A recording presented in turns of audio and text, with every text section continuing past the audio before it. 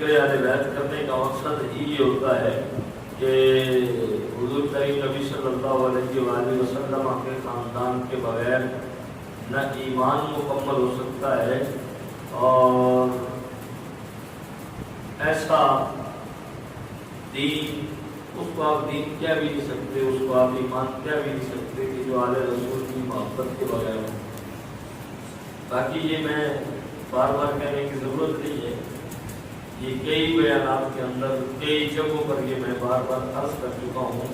کہ محبت آل بیت صحابہ کرام کو گالیاں دینے کا نام نہیں، صحابہ کی گستاخوں کے ہاتھوں میں ہاتھ ڈالنے کا نام محبت آل بیت نہیں ہے۔ یہ کسی غلط استاد نے غلط سبق لوگوں کو پڑھا دیا ہے کہ اہل بیت کی محبت صحابہ کرام کو گالیاں دینے کا نام ہے، یہ صحابہ کرام کی محبت بغض اہل بیت کا نام ہے نہیں۔ جب قرآن نے کہا کہ رحماء بینہم کہ وہ آپس میں بڑی محبت کرنے والے تھے، تو پھر کسی مورخ کی تاریخ، کسی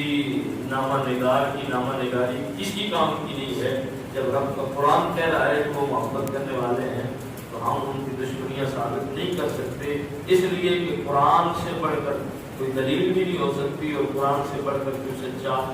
بیان بھی نہیں ہو سکتا۔ بہرحال میرے کریم نبی صلی اللہ علیہ وآلہ وسلم کے یہ نواسے جس طرح میدان کربلا میں لائے گئے، حسین کربلا میں گئے نہیں ہیں، حسین کو کربلا میں لایا گیا ہے۔ کربلا میں خود جانا اور ہے، اور کربلا میں کسی کو لے جانا، کسی جگہ پر کسی کا جانا اور ہوتا ہے، اور کسی کو لے جانا یہ اور ہوتا ہے۔ آپ محفل کے اندر آئے ہیں تو مسجد کی انتظامیہ نے آپ کو محفل پاک کی دعوت دی، اور کیا خیال ہے دعوت دے کر بلا کر اتنی دیر بٹھا کر اگر آپ کو کہا جائے کہ جو نکل جو مسجد سے، تمہاری مسجد کے اندر جگہ نہیں ہے، تو کیا خیال ہے؟ بے شک جس کا جتنا بھی وقار ہے، جو جتنی بھی جس برادری سے بھی تعلق رکھتا ہے، لیکن وہ اپنی حقیقت محسوس کرے گا، وہ اپنی توہین سمجھے گا کہ مجھے انہوں نے بلا کر میرے ساتھ تھوڑا سلوک کیا ہے۔ سوچئے تو صحیح کہ امام علی مقام پر کیا گزری ہوگی کہ جن لوگوں نے خاص تھا امام علی مقام کو بلایا، امام علی مقام کو وفاداری کی قسمیں دیتے رہے، لیکن جب امام علی مقام ان کے پاس پہنچ گئے تو پھر انہوں نے بے وفائی کی انتہا کر دی، اور کریم نبی صلی اللہ علیہ وآلہ وسلم کے نواسے حضرت امام علی مقام آپ کی زبان سے ہی میں دو چیزیں عرض کر کے اپنی بات کو سمیٹنے کی کوشش کروں گا، اور امام علی مقام کی شہادت کے حوالے سے چند کلمات آپ کے سامنے رکھنے ہیں۔ اگر ہم کوئی بات کریں تو پھر اس بات کے اندر اعتراف بھی ہو سکتا ہے۔ میں دو شہزادوں کے دو خطبے آپ کے سامنے رکھنے لگا ہوں، اور ایک کا بھی کوئی مائی کا لال انکار کر کے بتائے، کیونکہ ان کے مذہب کی بنیاد ہی اس چیز پر کھڑی ہے، کیونکہ جہاں ان کا گھر ہوگا وہاں عباس کا نشان نظر آئے گا، اور جہاں عباس کا نشان نظر آتا ہے اگر عباس کے خطبے پر عمل نہیں ہے تو پھر سمجھو کہ اس کا آل بیت کے ساتھ تعلق کوئی نہیں ہے۔ حضرت عباس جو علمدار ہیں حضرت امام علی مقام کے، اچھا یہ ذہن کے اندر رکھیں کہ حضرت عباس کو علمدار کہنا کہ یہ ان کا صرف طریقہ نہیں ہے، جھنڈے والے کو علمدار کہتے ہیں، دار کہتے ہیں رکھنے والے کو، اور علم کہتے ہیں جھنڈے کو، کیونکہ جس کے پاس جنگ کے دوران جھنڈا ہوتا تھا اس کو علمدار کہا جاتا ہے، علم بردار بھی کہتے ہیں، علمدار بھی کہتے ہیں۔ تو حضرت عباس کیونکہ لشکر امام علی مقام کے جھنڈا بردار تھے، علم بردار تھے، اس لیے آپ کو غازی عباس علم بردار کہتے ہیں۔ تو آپ جب ان کے سامنے گئے نا،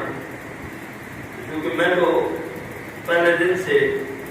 جب بھی میں نے محرم کے حوالے سے بیان کیا، ہم تو بالکل کھلے الفاظ کے ساتھ کہتے ہیں کہ وہ جو 22,000 سامنے کھڑے تھے یہی تو بلانے والے تھے، جو یزید کے ہاتھوں میں ہاتھ ڈال فرد تک ٹھہر گئے۔ ویسے تو نہیں کہا تھا امام علی مقام میدان کربلا میں بھی پہنچے نہیں، ابھی مکہ سے روانہ ہوئے تھے، چند میل کی مسافت طے کی تھی۔ حضرت امام علی مقام نے فرزدق بڑا محبت کرنے والا اعلی بیت سے شاعر تھا، تو آپ نے پوچھا فرزدق بتا کوفہ کے حالات کیسے ہیں؟ تو حضرت امام علی مقام کو فرزدق دیکھ کر اس کی آنکھوں میں آنسو آ گئے، رونے لگا، کہنے لگا جناب آپ کو کیا بتاؤں، ان لوگوں کی زبانیں تو آپ کے ساتھ ہیں لیکن دل ان کے یزید کے ساتھ ہیں،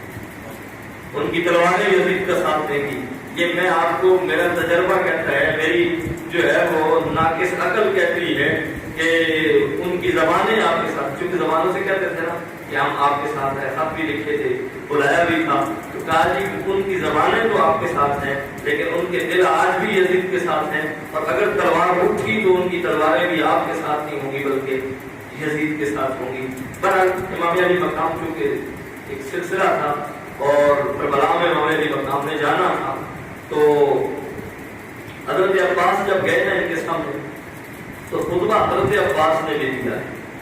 تو میری نظر سے ابھی تک دو خطبے گزرے ہیں، ایک حضرت عباس کا خطبہ گزرا ہے کربلا کے میدان میں، اور ایک حضرت امام حسین کا خطبہ گزرا ہے۔ باقی شہزادے علی اکبر گئے یا دوسرے گئے، انہوں نے جنگ کی، شہید ہو گئے، شہادت کے جام پی کر واپس آ گئے۔ پھر شہادت کے بعد سیدہ زینب کے خطبات ملتے ہیں یا امام زین العابدین کے خطبے، تو پر وہ بھی ایک الگ بات ہے۔ حضرت غازی عباس نے جو ان کو خطبہ دیا کہنے لگے ہے کوفیوں اور اے شامیوں اللہ سے ڈرو، رسول اللہ صلی اللہ علیہ وآلہ وسلم سے شرم محسوس کرو، افسوس صد افسوس کہ تم نے فرزند رسول کو یہاں پر بلایا، پھر ان سے بے وفائی کی اور دشمنوں سے مل کر آل رسول پر پانی بند کر دی، کیونکہ حضرت عباس جو ہے وہ پانی دینے کے لیے جا رہے تھے، ان کو کہنے لگے کہ رسول اللہ صلی اللہ علیہ وسلم کے شہزادے کو بلا کر پھر بے وفائی کر کے اور دشمنوں کے ساتھ مل کر، اس کا مطلب یہ ہے کہ یہ پہلے دشمن نہیں تھے، اگر یہ پہلے دشمن ہوتے تو حضرت عباس کو یہ کہنے کی ضرورت نہیں تھی کہ تم دشمنوں کے ساتھ مل گئے، اس کا مطلب ہے کہ یہ پہلے محبت کے دعوے کرتے تھے، انہوں نے پہلے بلایا تھا، اب یہ یزیدی فوج کے ساتھ ہو گئے تھے، یزید کے ساتھ دینے لگے تھے، تو کہا کہ ہمیں بلا کر رسول اللہ صلی اللہ علیہ وسلم کے شہزادوں کو میدان کربلا تک لا کر آئے تم یزید کے ہاتھوں میں ہاتھ ڈال کر ان کی فوج میں کھڑے ہو اور بے وفائی کا مظاہرہ کر رہے ہو، تو فرمایا کہ امام علی مقام کے رفقا آپ کے اعزا و اقربا ان کو تم نے شہید کیا، ان کے سر کاٹ دیے، رسول اللہ صلی اللہ علیہ وسلم کی شہزادیوں اور چھوٹے چھوٹے بچوں کو پانی کی ایک بوند کے لیے تم ترسا رہے، اور دیکھو ابھی بھی دروازہ کھلا ہے توبہ کا، تم میں سے بعض ایسے ہیں جن کی توبہ قبول ہو سکتی ہے۔ کتنے بدبخت وہ لوگ ہیں کہ رسول اللہ صلی اللہ علیہ وسلم کے خاندان کے لوگ انہیں بار بار کہہ رہے ہیں کہ توبہ کا دروازہ ابھی تک کھلا ہے، توبہ کر لو، لیکن ان کی آنکھیں نہیں کھلی۔ اور جو جہاں تک میں نے دیکھا ہے حضرت عباس کی شہادت سے پہلے باقی تمام امام علی مقام کے رفقا شہید ہو چکے تھے، صرف حضرت علی اکبر اور علی اصغر رہ گئے تھے، سوائے علی اکبر اور علی اصغر کے یا امام علی مقام کے یہ تین افراد تھے، چوتھے حضرت عباس تھے، باقی سب شہید ہو گئے۔ اتنے افراد کو شہید کرنے کے بعد بھی حضرت عباس کہہ رہے ہیں کہ اگر اب بھی توبہ کرو تو توبہ کا دروازہ تمہارے لیے کھلا ہوتا ہے، چونکہ امام علی مقام کو ابھی انہوں نے شہید نہیں کیا تھا، اور آپ یہ بتانا چاہتے تھے کہ اگر حضرت امام علی مقام نے تمہارے لیے دعا کر دی اور تمہاری بخشش کے لیے ہاتھ اٹھا دیے تو مجھے یقین ہے کہ اللہ تعالیٰ تمہیں معاف فرما دے گا، اور کہہ لگے کہ ابھی وقت ہے ظلموں سے تم سے باز آ جاؤ، حضور کریم نبی صلی اللہ علیہ وآلہ وسلم کے شہزادے کو شہید نہ کرو۔ تو اس وقت جو تین بدبخت حضرت عباس کے سامنے نکل کر آئے، ایک شمر ذوالجوشن، یہ جس نے حضرت امام علی مقام کے سینے پر بیٹھ کر حضرت امام علی مقام کو ایسے مارے، حضور کریم نبی صلی اللہ علیہ وسلم نے اس بدبخت کے حوالے سے خود فرمایا تھا کہ میں ایک کتا دیکھتا ہوں جو اہل غیر کے خون کے اندر منہ مار رہا ہے۔ حضرت امام جعفر صادق فرماتے ہیں اس کی تعبیر 50 سال کے بعد پوری ہوئی جب شمر ذوالجوشن نے حضرت امام علی مقام کو کربلا کے میدان میں شہید کیا۔ تو ایک تو یہ کھڑا ہوا اور ایک شمس بن ربیع کھڑا ہوا۔ یہ شمس وہ بندہ ہے کہ جو خط لکھنے والوں میں بھی سر جو نعرے لگانے والوں میں بھی سر درجہ تک کہ جناب ہم آپ کے ساتھ